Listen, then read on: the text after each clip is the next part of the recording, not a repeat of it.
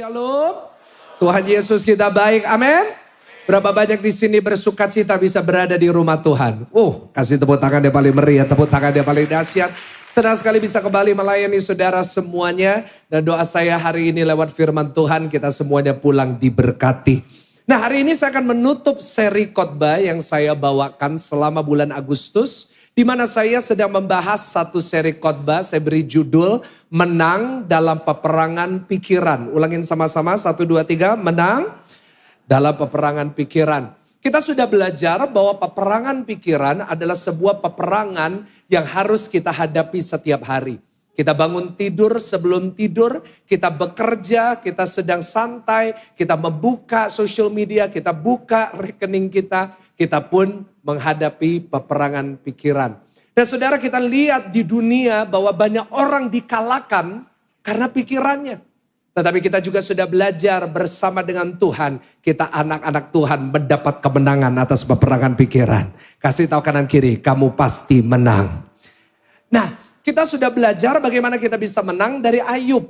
Bagaimana di saat Ayub kehilangan segalanya, kehilangan kesehatannya juga, dia menang dalam peperangan pikiran, dia dipulihkan. Minggu lalu tepatnya kita sudah belajar dari Elia.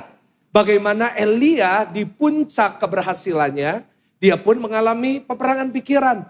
Dia mengalami depresi. Tapi kita juga sudah belajar bahwa melawan itu pun kita diberikan kemenangan oleh Tuhan.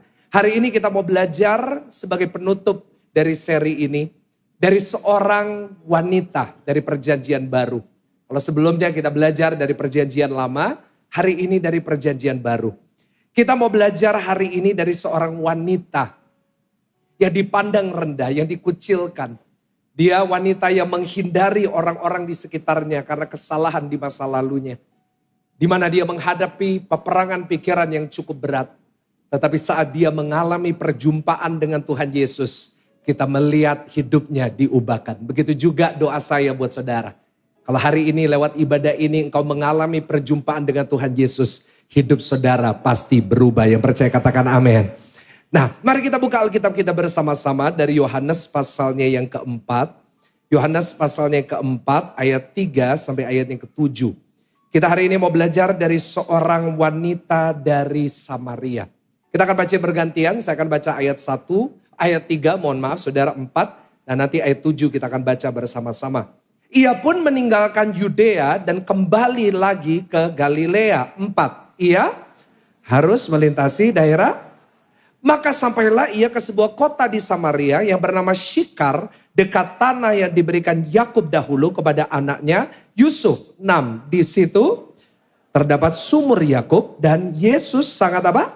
Letih oleh perjalanan. Karena itu ia duduk di pinggir sumur itu. Hari kira-kira pukul berapa?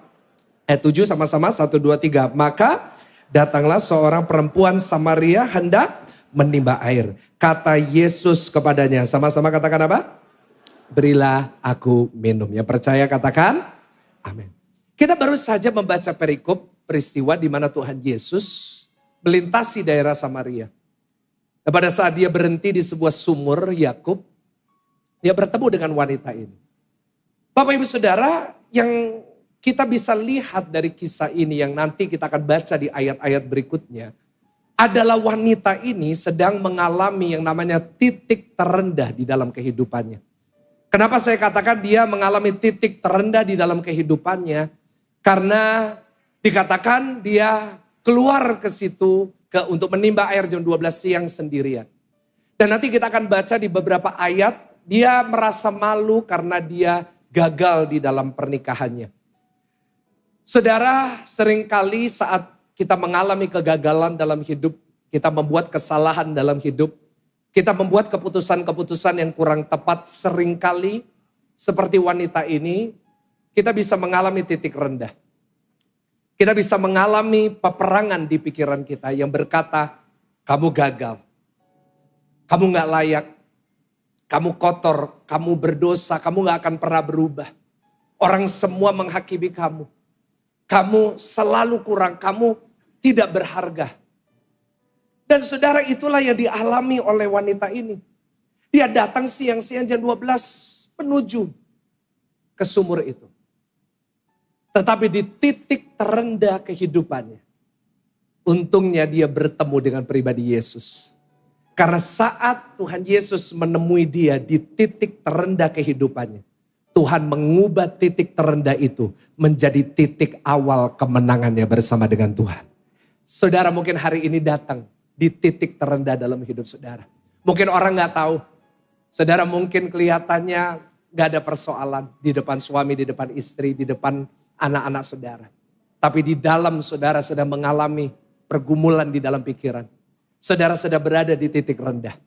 Hari ini percayalah apapun keadaanmu. Kalau hari ini kau izinkan Yesus menjumpai engkau di GSJS ini.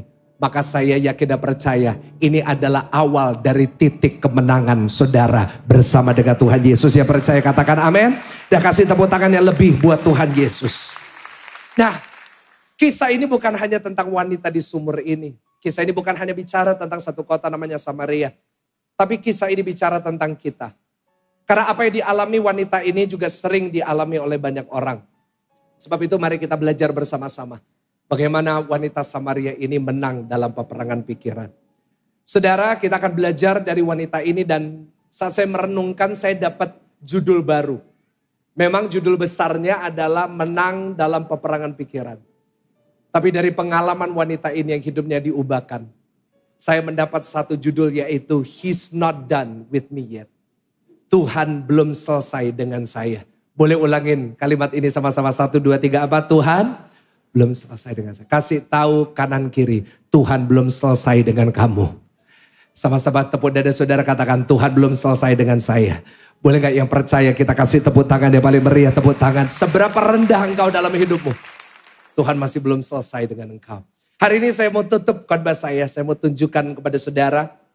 Ada 3 pelajaran yang bisa kita dapat dari wanita Samaria ini.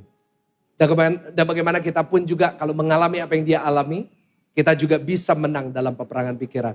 Yang pertama kita buka dulu dalam Yohanes 4 ayat 3 sampai 4. Kita mau baca bersama-sama dari 3 pelajaran ini. Ayo tampilkan multimedia. Ayat 3. Oke, bantu saya baca sama-sama. 1, 2, 3. Iya, ia pun meninggalkan Yudea dan kembali lagi kemana? Nah, stop di ayat 3 dulu. Tetap tampilkan ayat 3. Di sini kita melihat bahwa Tuhan Yesus pelayanan di Yudea. Dan karena dia harus kembali ke Galilea, ke Kapernaum. Maka dia harus mengadakan perjalanan balik. Kalau saudara pernah ke Israel, atau nanti saudara ikut saya ke Israel next year. Saudara akan menemukan bahwa Kapernaum di Galilea adalah tempat pusat pelayanan Yesus. Disebutnya kampung Yesus. Di situ Tuhan Yesus mengadakan sangat banyak mujizat, banyak pengajarannya diadakan di Kapernaum. Nah Tuhan Yesus habis dari Yudea, udah selesai pelayanan di situ, balik ke Kapernaum. Nah tetapi sangat indah sekali dikatakan di ayat 4. Tampilkan ayatnya keempat dan mari kita baca sama-sama. 1, 2, 3 apa? Ia harus melintasi daerah. Saudara kalau kita mau bicara secara logika sebenarnya gak perlu ayat 4. Karena secara geografi memang orang kalau dari Yudea ke Galilea itu cara paling cepat lewat Samaria. Dan semua orang melakukan itu. Semua orang kalau mau dari Yudea ke Galilea ke Kapernaum pasti lewatnya Samaria. Tapi pertanyaannya adalah kenapa Yohanes, Rasul Yohanes yang mencatat Injil ini perlu memasukkan ayat 4. Dikatakan ia harus melintasi apa saudara? Daerah Samaria. Sama seperti kalau saya bilang dengan saudara, saya mau dari Pakuwon Mall pergi ke Pakuwon City Mall. Mau ke Park Shanghai, makan babi. Saya mau ke sana. Lalu saya bilang sama saudara, saya dari Pakuwon Mall akan menuju ke Pakuwon City Mall. Dan saya harus lewat HR Muhammad. Kan aneh buat kita. Kenapa? Karena kita kalau mau ke sana memang harus lewat HR. Tapi saya akan mengatakan kalimat itu kalau saya ada kepentingan di HR Muhammad dan harus berhenti di situ. Setuju nggak sama saya? Nah itu yang dimaksud sama Yohanes. Tuhan Yesus pergi ke Kapernaum. Dan dia harus melintasi daerah Samaria. Kenapa? Karena dia harus bertemu dengan wanita Samaria itu. Bukan karena geografi, tapi karena kasihnya terhadap wanita Samaria ini. Pak, Bu, Tuhan Yesus gak harus menyembuhkan. Dia gak harus menemui kita. Dia gak harus memulihkan kita. Dia gak harus menyembuhkan kita. Tetapi dia lakukan itu. Dia harus lakukan itu. Kenapa? Karena begitu besar kasihnya buat saudara dan saya. Boleh gak kasih tepuk tangan yang lebih mantap buat Tuhan Yesus, bukan buat saya. Pak, Bu, dia tidak harus. He doesn't have to. Tetapi sengaja dia lakukan itu. Kenapa? Karena dia ingin mengalami perjumpaan dengan wanita ini untuk mengubah hidupnya. Dia gak harus ada di sini. Tetapi Tuhan Yesus berkata dia harus ada di GSS Pakuan. Kau semestinya gak harus ada di tempat ini. Kau semestinya gak beribadah di jam ini maupun kau gak beribadah hari ini. Mungkin engkau gak datang tempat ini. Tetapi engkau harus ada di sini. Kenapa? Karena hari ini Tuhan ingin engkau mengalami perjumpaan dengan dia. Dan dia ingin mengubah kehidupanmu. Menjadi hidup yang baru bersama dengan Tuhan. Ada percaya boleh katakan amin. Kasih tahu kanan kiri, dia mencari kamu. Saudara, pertanyaannya, kenapa harus dia bertemu dengan wanita ini? Why does he have to? Alasannya ada di ayat 16 dan 18. Coba tampilkan ayat 16 sampai 18. Kata Yesus kepadanya, kepada wanita ini. Pergilah, panggillah suamimu dan datang ke sini. Ayat 17. Kata perempuan itu, aku tidak punya suami. Kata Yesus kepadanya, tepat katamu bahwa engkau tidak mempunyai suami. Sebab engkau sudah mempunyai berapa Bapak Ibu? 5 suami dan yang sekarang ada padamu bukanlah suamimu. Dalam hal ini engkau berkata benar. Oh, enggak taunya. Kenapa Tuhan Yesus harus menjumpai wanita ini? Karena wanita ini sedang mengalami satu hal yang namanya kekosongan. Karena wanita ini mengalami ada sebuah kekosongan yang dia alami yang tidak bisa dipenuhi oleh apapun. Termasuk oleh 5 suami. Termasuk lewat keindahan dunia yang mungkin dia pernah alami di dalam kehidupannya. Ada sebuah kekosongan yang dia rasakan meskipun dia mendapat semua yang dia mau. Dia mendapat semua laki-laki, dia mendapat semua suami yang dia inginkan. Idamannya pun dia dapatkan. Tetap tidak ada satupun yang bisa memuaskan dia.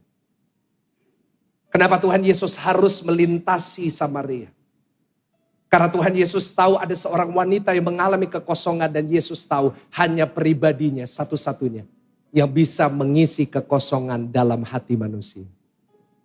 Bapak Ibu, mungkin engkau datang di tempat ini engkau merasa kosong. Dan banyak orang hari-hari ini sedang mengalami kekosongan itu, merasa hampa. Punya banyak uang tapi hampa.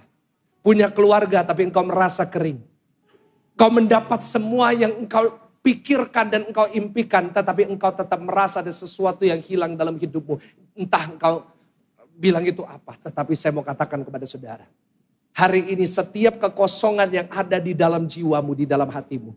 Hanya ada satu pribadi yang bisa mengisi kekosongan itu. Dan pribadi itu namanya adalah Tuhan Yesus. Yang percaya boleh katakan amin. Boleh tepuk tangan, jangan cuma satu orang, kita tepuk tangan sama-sama. Sebab itu Yesus menemui dia. Karena pelajaran pertama yang saya dapatkan dari perjumpaan wanita ini dengan Yesus adalah kita harus belajar mengundang Yesus untuk mengisi kekosongan hidup kita. Ulangin sama-sama 1, 2, 3. Undang siapa Bapak Ibu? Yesus. Untuk mengisi apa? Kekosongan hidup. Adakah engkau yang datang dengan hati yang kosong, dengan jiwa yang kosong? Adakah Bapak Ibu Saudara yang datang di tempat ini kau merasa hampa di dalam jiwamu, kau merasa semua sia-sia? Seperti yang Salomo katakan di dalam pengkhotbah. Hari ini jangan cari dari sumber yang lain. Cari itu di dalam Tuhan Yesus. Yang mau katakan amin. Banyak orang berpikir bahwa Pak, saya bisa ngisi kekosongan itu dengan uang. Saya akan cari uang sebanyak-banyaknya. Dan saat saya punya uang, pada akhirnya saya akan bahagia. Ada orang berpikir, Pastor, saya akan kejar kesuksesan. Saya akan jadi orang yang paling sukses di keluarga saya. Saya akan tunjukkan kepada orang tua saya bisa sukses, baru saya akan bahagia, baru kekosongan itu akan terpenuhi. Ada yang bilang, Pastor, saya harus jadi orang yang paling ganteng, saya harus jadi orang yang paling cantik, baru saya akan bahagia. Saya harus meraih ini, baru saya akan bahagia. Tetapi betapa banyak kenyataan yang kita lihat bahwa sebenarnya ada orang-orang yang mencapai semua itu, tetapi tetap merasa kosong. Saya berjumpa dengan begitu banyak orang-orang yang punya segala yang diimpikan orang-orang. Tetapi tetap mereka merasa hidupnya tidak ada artinya. Saya berjumpa dengan orang-orang yang punya harta yang begitu banyak, tetapi hidupnya seakan-akan gak ada tujuan. Buat apa engkau punya uang sebanyak itu, tetapi engkau gak bisa tidur kalau malam? Buat apa engkau sukses, tetapi engkau gak tahu apa yang engkau harus lakukan dengan sebuah kesuksesan itu. Nah, itu yang dialami banyak orang. Bukan hanya di kalangan orang-orang terdekat dan orang-orang yang saya kenal, bukan hanya dari firman, tapi di dunia sekuler pun membuktikan itu. Saudara, beberapa saat ini saya kalau ada waktu, saya ya kadang-kadang nonton di Netflix. Pendeta boleh gak sih nonton Netflix, boleh kan? Nah, saya ini suka nonton, seperti minggu lalu saya cerita. Nah, terakhir satu film yang sempat saya tonton adalah, judulnya adalah Elvis. Nah, di mana film ini menceritakan tentang kehidupan biografi seorang Elvis Presley. Saudara tahu Elvis Presley, tahu? Oh, nggak tahu ya, dari muka saudara kelihatan nggak tahu apa-apa saudara dari tadi ya. Elvis Presley itu siapa? Pak tukang bakso di depan rumah saya, bukan. Nah, Elvis Presley adalah seorang penyanyi legendaris. Saya yakin saudara yang usianya di atas 30-40 pasti tahu siapa dia. Saya nonton filmnya dan saya rasa bagus sekali. Oh, diceritakan gimana kalau Elvis ini, kalau dia nyanyi, dia ngomong itu, orang-orang itu bisa semaput. Saya lihat itu, saya pikir kenapa saya khotbah gak ada yang semaput ya saudara ya. Nah, jadi saya lihat begitu hebatnya dia. Kemanapun dia pergi, wah itu orang itu sampai histeris gitu. Dan saya lihat, wah hebat orangnya. Lagunya, suaranya kan rendah-rendah gitu ya. Saya gak bisa nirukan sih. Tapi keren banget.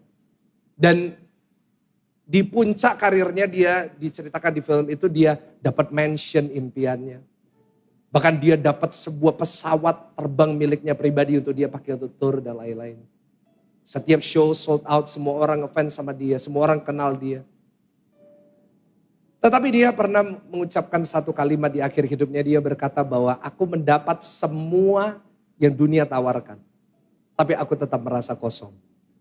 Kurang apa Elvis?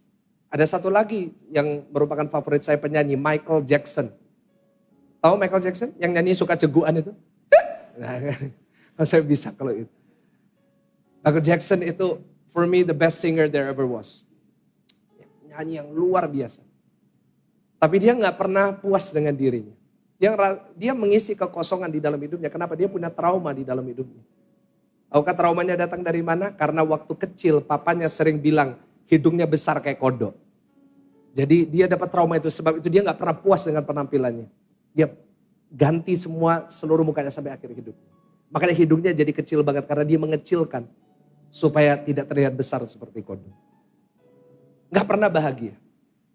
Saudara, saya bisa nyebutin nama demi nama dan gak akan ada habisnya. Di mana orang-orang ini yang menerima semua yang ditawarkan dunia tapi ujungnya tetap kosong. Karena memang ada satu bagian di dalam jiwa kita yang memang gak bisa dipenuhi sama dunia. Kita berusaha untuk mengisinya dengan apa? Scrolling di sosial media. Kita berpikir, oh saat kita scrolling kita bisa mengisi diri kita dengan kebahagiaan. Tapi pernahkah saudara habis scrolling justru saudara merasa makin kosong? Kita berusaha, kita pikir kita bisa mengisi kekosongan itu apa? Dengan makanan, kita makan berlebihan. Kita shopping, kita beli barang yang paling mahal. Kita beli impian, tas impian, jam impian. Kita mencoba itu semuanya, tapi pada akhirnya, that's it. Oh gitu aja ya? Oh rumahku bagus besar, oh gitu aja, gini aja ya semuanya. Dan akhirnya nasibnya sama seperti Sakeus. Yang punya segala uang, tetapi dia tetap manjat pohon karena dia kepingin mendapat sesuatu yang lebih. Kita akan jadi seperti Nikodemus yang punya jabatan tapi malam-malam dia tetap pergi ke rumah Yesus untuk dia belajar. Karena dia menemukan ada satu bagian dari hidupnya yang gak bisa diisi oleh kekayaan. Gak bisa diisi oleh semua yang dunia tawarkan. Saya catat, kebohongan terbesar iblis adalah ketika kita pikir saat kita dapat semua yang kita mau. Semua yang dunia tawarkan, kita akan puas. Kenyataannya adalah manusia tidak akan pernah puas. Gak ada habisnya. Kasih tahu kanan kiri, gak ada habisnya. Wanita ini berusaha mencari itu di dalam pria. Saya yakin wanita ini cantik ya. Kalau enggak mungkin ada 5 laki mau nikah sama dia. Dia dapat semua. Dia bisa milih pasangannya. Mungkin dia dapat suami yang pertama, ganteng, tapi gak ada duitnya. Pertanyaan saya, ibu-ibu mau gak kalau dia ganteng tapi gak ada duitnya? Pak jangan ngomong gitu, suami saya udah gak ganteng gak ada duitnya Pak Pendeta. Dia bilang, aduh ini cuma ganteng-ganteng aja, makan aja gantengnya. Udah aku mau cari yang kaya, dia cerai. Dia dapat suami yang kedua, kaya, tapi welek. Jelek. Awalnya sih gak apa-apa, lama-kelamaan jadi jengkel-jengkel sendiri. Uang banyak tapi mukanya kayak gorila. Ganti. Udah cari berikutnya. Wah cari berikutnya. Ganteng, kaya, brewokan, kacamata. Kok sayang khotbah saudara. Udah dapat semuanya. Tapi ngorok kalau tidur. Dia gak bisa tidur. Ganti. Dapat semuanya, udah bagus semuanya tapi mertuanya cerewet. Ganti lagi. Akhirnya dia dapat. Dan yang keenam dia gak yakin karena itu gak dikawin. Karena dia mencoba cari itu dari manusia. Dia gak bisa dapat. Dia haus terus. Dia apa ya yang aku cari? Karena itu Tuhan Yesus. Dia harus melewati Samaria. Bertemu sama wanita ini. Dan di situ Yesus bicara tentang air kehidupan. Coba buka Yohanes 4 ayat 13 sampai 15. Yohanes 4 ayat 13 sampai 15. Jawab Yesus kepadanya. Barang siapa minum air ini ia akan haus lagi.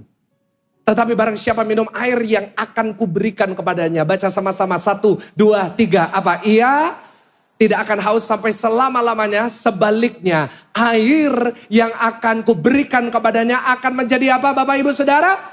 Mata air di dalam dirinya yang terus menerus memancar sampai kepada hidup yang kekal. Dikatakan ini bukan bicara tentang kehausan secara fisik. Ini bicara tentang kehausan secara jiwa. Ini bicara tentang sebuah kekosongan yang gak akan pernah bisa dipuaskan oleh dunia.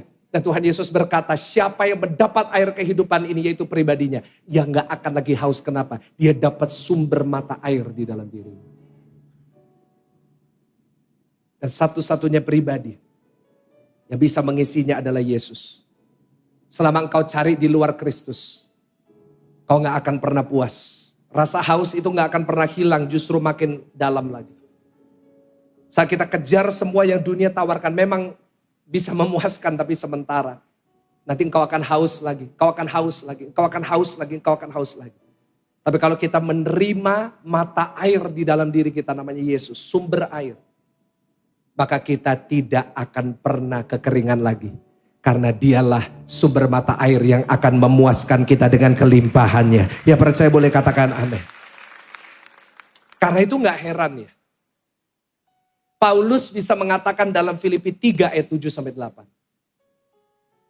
Tapi apa yang dahulu merupakan keuntungan bagiku sekarang kuanggap rugi karena Kristus. Ayat 8. Malah segala sesuatu kuanggap rugi karena pengenalan akan siapa? Kristus Yesus Tuhanku lebih mulia dari semuanya. Oleh karena dialah. Aku telah melepaskan semuanya itu dan menganggapnya apa saudara? Supaya aku memperoleh Kristus. Kenapa Paulus yang punya segalanya, status, ilmu, jabatan, dia punya kekayaan, dia punya segalanya. Kenapa dia bisa mengatakan itu semua sampah? Karena Kristus. Karena pada akhirnya dia mendapat apa yang dia cari selama ini yang bisa puasin dirinya. Satu kepuasan yang bisa tetap dirasakan di dalam penderitaan, di dalam sakit penyakit, di dalam persoalan, di dalam air mata. Tetap ada sukacita yang mengalir. Sebab itu dia bisa berkata bersukacitalah senantiasa di dalam penjara. Kenapa? Karena pada akhirnya dia menemukan sumber itu. Yang tidak akan pernah bisa diambil dan dicuri oleh dunia. Pak, Bu, anak-anak muda. Keringkah engkau hari ini? Kosongkah engkau hari ini? Undang Yesus di dalam hatimu. Sebelum engkau melakukan segalanya. Sebelum engkau bangun pagi buka WA. Sebelum engkau lakukan apapun. Saat engkau merasa kosong. Saat engkau merasa jenuh. Saat engkau merasa hampa. Ambil waktu 2 menit. Doa sama Tuhan. Tuhan Yesus, aku undang engkau dalam hatiku. I invite you into my heart. Penuhi aku. Puaskan aku. Dan firman Tuhan berkata, siapa yang menerima mata air itu, tidak akan pernah haus lagi. Pak Bu, engkau gak akan kering lagi, tapi engkau akan hidup di dalam kelimpahan yang Tuhan sediakan hari ini. Kalau engkau mau menang dalam peperangan pikiran, undanglah Yesus di dalam kehidupanmu. Kasih tahu kanan kiri, undang Yesus. Itu yang pertama. Sekarang yang kedua. Yang kedua, kita buka sama-sama dalam Yohanes 4 ayat 6 sampai 7. Jadi yang pertama, kita belajar sama-sama. Ayo, undanglah Yesus di dalam hatimu. Untuk dia bisa mengisi kekosongan di dalam hidupmu. Yang kedua, kita baca sama-sama ayat 6 sampai 7. Di situ terdapat apa? Sumur Yakub. Yesus sangat letih oleh perjalanan, karena itu ia duduk di pinggir sumur itu. Baca sama-sama apa saudara? Hari kira-kira pukul berapa? jam 12 panas atau enggak? Kita kalau keluar lebih baik pagi atau sore ya. Kalau siang kita nggak mau, kenapa? Kita takut gosong, nggak ada sunscreen saudara ya. Karena kita takut nanti rusak semuanya. Ayat 7. Tetapi perhatikan 1, 2, 3. Maka apa? Datanglah seorang perempuan Samaria hendak menimba air. Kata Yesus kepadanya, berilah aku apa saudara? Aneh sekali ya. Jam 12 siang, nggak ada yang mau keluar. Seorang wanita sendirian datang ke sumur itu. Wanita yang lain pagi-pagi atau sore-sore, ngapain dia sendirian? Jawabannya sederhana, dia menghindari wanita yang lain. Karena saya nggak tahu tentang wanita di Surabaya. Tapi wanita di Israel, aduh kalau sudah gosip, lidahnya kayak silet Bapak Ibu Saudara. Pernah nggak lihat wanita kalau menghakimi? Aduh, menghakimi wanita lain, aduh. Perkataannya itu kayak kadang-kadang yang lebih menyakitkan itu bukan kata-katanya, tapi cara pandangnya. Dari cara pandangnya aja bisa buat orang murtad Bapak Ibu Saudara. Oke dilihat dari atas, ini nih. Ya, kamu tahu gak? Iya caranya 5 kali. Yang ke-6 bukan suaminya. Aduh, dihakimi. Jadi wanita Samaria ini logikanya gini. Daripada aku ketemu sama taci-taci itu. Ya Israel juga pakai lihatnya taci-taci sudah. Daripada aku ketemu taci. Mendingan aku siang-siang kepanasan lah. Daripada aku ngadepin mereka. Kenapa dia gak mau dihakimin? Karena gini logikanya, kita ketemu sama orang yang cerai sekali aja kita udah hakimin gitu. Ini cerainya berapa kali? Dia lagi terus, dia cow gathering sama yang ke-6. Kumpul kebo maksudnya cow gathering itu bahasa Inggrisnya. Kalau saudara kurang canggih sih ya. Dia kumpul sama-sama with a boyfriend. Dan masalahnya dia gak bisa berubah, nasi udah jadi bubur. Memang udah cerai terus mau gimana? Tapi penghakiman orang akan tetap jalan meskipun mungkin kita udah bertobat. Tapi orang akan tetap menghakimi, setuju gak sama saya? Orang tetap menghakimi dia. Dan kenapa dia akhirnya isolate herself.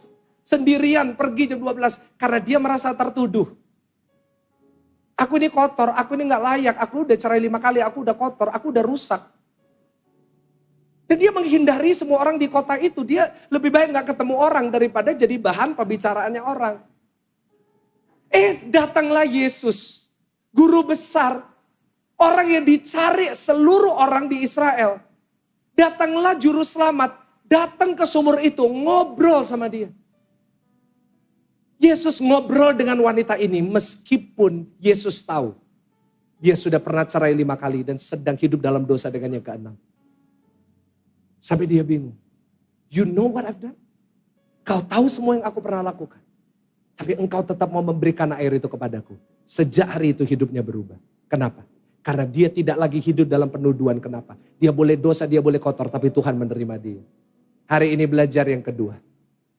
Kalau kita mau menang dalam peperangan pikiran dalam bentuk tuduhan sering masuk, sering muncul. Tetapi yang kedua, belajarlah untuk berhenti hidup dalam penuduhan. Ulangin sama-sama 1, 2, 3. Berhenti hidup dalam apa saudara? Penuduhan. Stop hidup tertuduh lagi. Kau gak perlu merasa tertuduh lagi. Kasih tahu kanan kiri, tidak perlu merasa tertuduh. Pak Bu setuju gak sama saya? Kita gak bisa mengendalikan perkataannya orang. Kita gak bisa mengendalikan opini orang. Jadi percuma kita berusaha untuk menyenangkan semua orang. Percuma untuk kita hidup selalu tertuduh karena kata orang, kata ini. Percuma. Bapak Ibu karena itu belajarlah ya. Kita itu gak boleh jadi orang yang suka menghakimi. Setuju sama saya? Berapa banyak di sini yang pernah dihakimi sama orang lain? Oh gak ada ya, jadi yang suka menghakimi semua di sini ya kumpulnya. Saya tanya sama saudara, dihakimi sama orang enak nggak? Nggak enak, karena itu jangan lakuin itu sama orang. Jangan menghakimi orang lain karena dosa mereka kelihatan dan dosa kita nggak kelihatan. Halo, kita suka menghakimi kenapa? Karena dosa kita belum ketahuan aja. Orang nggak tahu bagaimana kita ini berdosa di balik layar. Orang nggak tahu bagaimana kita merencanakan yang buruk buat orang. Nggak ketahuan aja dosanya. Kadang-kadang orang nggak tahu bagaimana kita ngomong sama suami kita, sama istri kita, ngomong sama anak kita, ngomong bentak orang tua kita. Orang cuma nggak tahu aja gimana kita memperlakukan pembantu, memperlakukan orang di waiter di restoran. Cuma nggak tahu aja. Karena itu kita bisa hakimin orang, kamu tahu nggak dia orangnya itu kayak gini loh. Udah kayak gini. Kenapa? Karena kita merasa diri kita baik, padahal satu kebenaran yang harus kita pegang, satu prinsip firman Tuhan yang harus kita pegang. Tidak ada satupun orang yang kudus. Hello, ulangin sama-sama. Tidak ada orang yang apa saudara? Gak ada satupun. Yang ngomong itu siapa? Bukan saya. Roma 3 ayat 23. Yang ngomong itu adalah ahli Taurat dari semuanya. Dia berkata, karena semua orang telah berbuat dosa dan telah kehilangan apa Bapak Ibu? Jadi gak ada satupun orang itu yang kudus. Karena itu stop menghakimi sesama. Karena cuma dosanya lain aja. Satunya ketahuan, satu enggak, satunya kecil, satunya besar. Tapi pada dasarnya semuanya orang telah kehilangan kemuliaan. Dan memang kalau kita mau bicara fakta, memang benar. Kita kotor, kita salah. Kita enggak kudus. Tetapi kita punya senjata. Yaitu apa? Memang saya enggak kudus, memang saya kotor. Memang saya hina. Tetapi saya sudah dikuduskan oleh darah Yesus di atas kayu salib. Boleh gak kasih tepuk tangan buat darah Tuhan Yesus? Saya catat, kita adalah orang yang tidak kudus, berdosa, yang dikuduskan oleh penebusan Tuhan Yesus. Dan saat kita menerima kasih karunia dari Tuhan, kita yang kotor dibersihkan. Karena itu Tuhan tidak lagi lihat masa lalu. Tetapi Dia hanya melihat apa yang menjadi hidup kita hari ini. Dan bagaimana Tuhan bisa memberikan hidup yang baru di dalam Tuhan. Sebab itu firman Tuhan berkata, siapa di dalam Kristus, ia menjadi ciptaan yang baru. Manusia kita yang lama kita kubur, kita hidup jadi manusia baru. Kita hidup dalam pertobatan, kita hidup dalam kebenaran. Bukan karena kuat gagah kita, bukan karena usaha kita. Tetapi semua karena penebusan Tuhan Yesus. Sebab itu mulai hari ini kalau engkau merasa tertuduh. Pak gimana Pak kalau saya masih sering merasa tertuduh. Kalau tadi kosong undang Yesus. Setiap hari ambil waktu. Kau rasa kosong langsung undang Yesus. Yang kedua setiap kali engkau merasa tertuduh. Baca sama-sama 2 Korintus 5:21. Ini ayat hafalan saudara yang harus engkau pegang.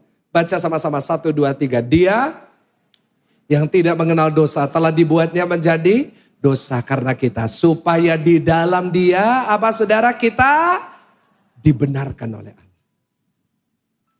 Di dalam Dia kita dibenarkan. Penuduhan berkata, engkau kotor. Firman Tuhan salib Kristus berkata, engkau dibenarkan oleh Allah. Penuduhan berkata, engkau gak punya lagi harapan.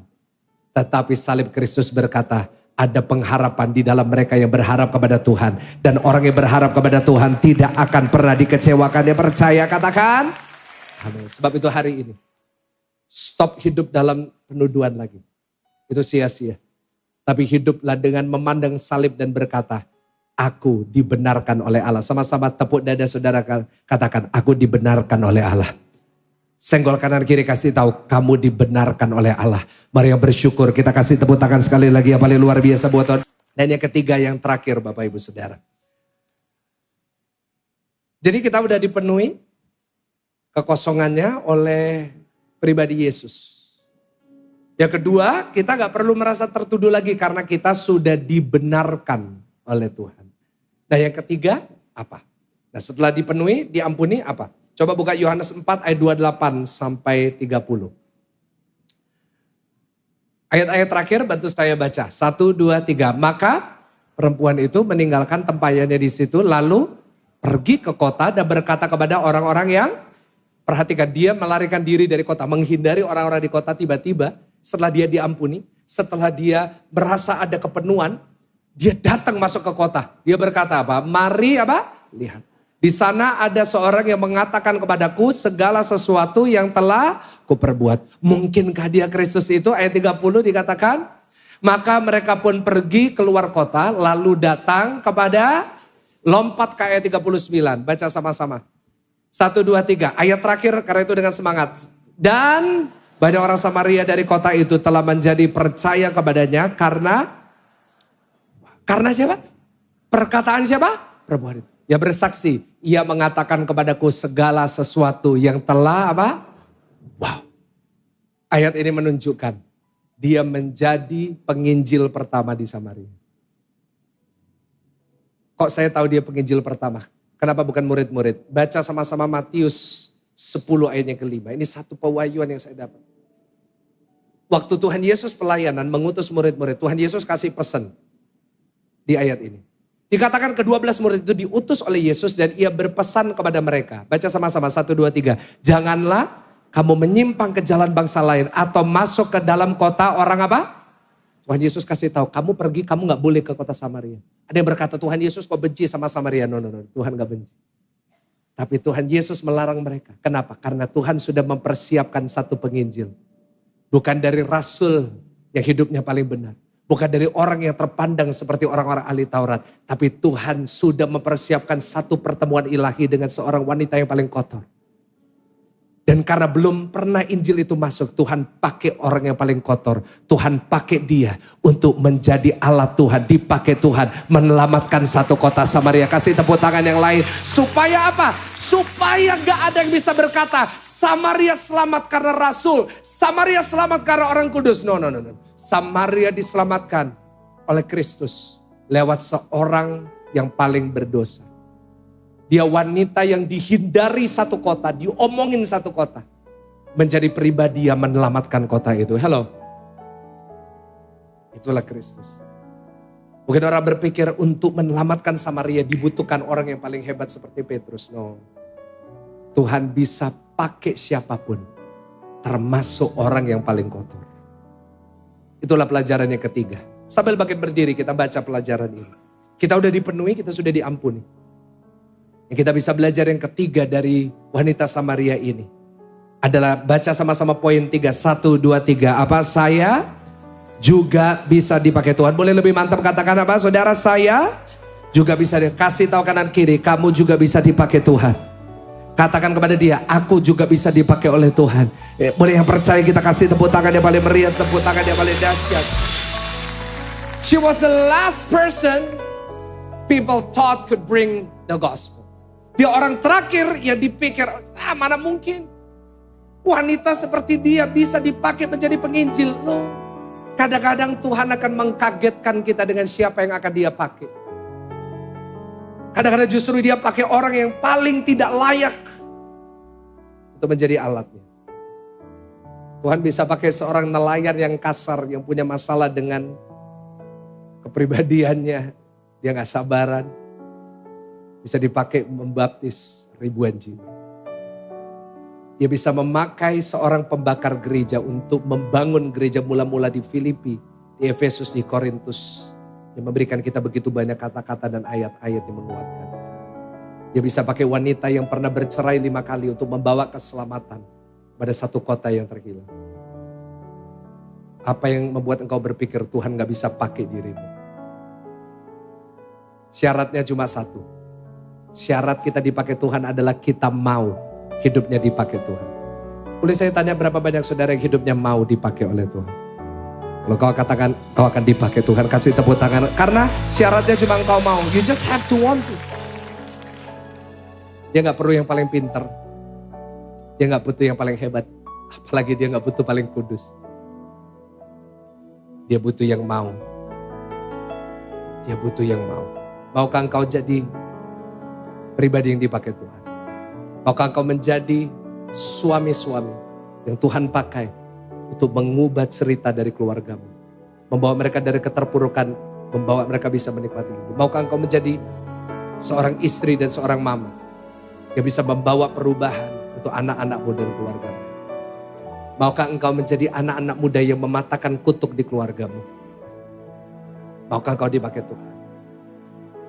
Ada satu doa yang selalu saya panjatkan kepada Tuhan. Jauh sebelum Tuhan hari ini memakai saya untuk menjadi alatnya. Jauh sebelum siapapun memanggil saya pastor. Inilah doa saya kepada Tuhan. Saya bilang sama Tuhan, if you can use anyone, you can use me. Kalau Tuhan bisa pakai siapapun, Tuhan pakailah hidupku. Katakan ini setiap kali engkau merasa gak layak. Katakan ini saat engkau kadang-kadang ragu, bisa gak ya aku dipakai Tuhan? If you can use anyone, you can use me. Kelihatannya cerita wanita ini sudah selesai. Di saat dia berada di sumur itu sendirian pukul 12. Tetapi tidak tahunya Tuhan masuk di ceritanya. Dan Tuhan mengatakan, I'm not done with you yet. Aku belum selesai dengan kamu. Dan itulah yang Tuhan mau berikan pesan kepada saudara. Kau gak harus di sini, tapi engkau harus bertemu dengan Tuhan di sini. Ya harus ke GSJS. Karena Tuhan mau katakan, I'm not done with you yet. Aku belum selesai dengan kamu. Kau boleh gagal, aku belum selesai. Kau boleh kehilangan banyak dalam hidupmu, aku belum selesai. Kau punya banyak penyesalan, tapi aku belum selesai dengan hidupmu. Jangan taruh titik di mana Tuhan taruh koma. Dia belum selesai. Sebab itu hari ini, katakan kepada Tuhan, Tuhan pakai hidupku. Karena gak pernah akan kita bisa lari dari kasih-Nya.